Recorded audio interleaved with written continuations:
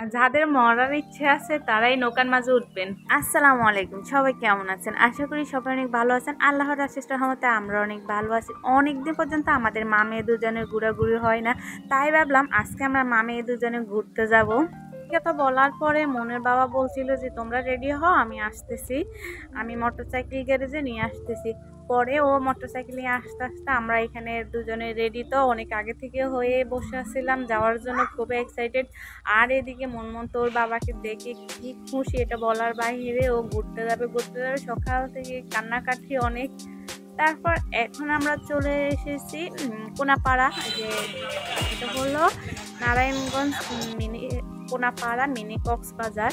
তো এখানে আসার পর আমার কাছে এত ভালো লাগছে, মানে রাস্তার এই পাশ ওই পাশ দোনো পার্কে শুধু খেলা, এই যে পার্ক আর পার্ক, আর এদিকে আসতে কিন্তু গ্রামের মতো একটা দৃশ্য।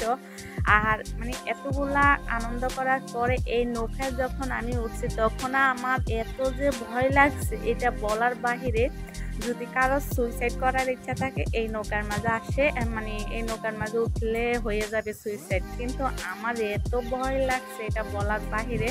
জীবনে আর কোনো কিছুতে আমি এত ভয় পাই নাই, এই নৌকার মাঝে উঠে আমি যতটা ভয় পাইছি। পরে ওর বাবা আমাকে বলছিল যে কি আর কোনো এই যে সরকার আছে এখানে ওঠার জন্য, আমি বলছি নৌকাতে উঠে আমার জীবন শেষ, আমি আর এই সরকারতে উঠবো না, কিছু করবো না। আমার তো মাথা মানে ঘুরতেছে ঘুরতেছে। পরে ও সালতে থেকে আমাকে নিয়ে ঠান্ডা খাওয়ানোর জন্য নিয়ে আসছে।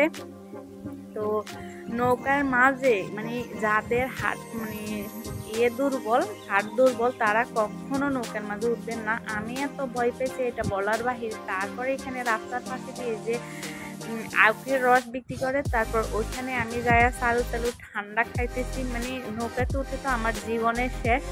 তো এরপরে আমরা অনেকক্ষণ আমি ওইখানে রেস্ট করছি, কিন্তু নৌকার মাঝে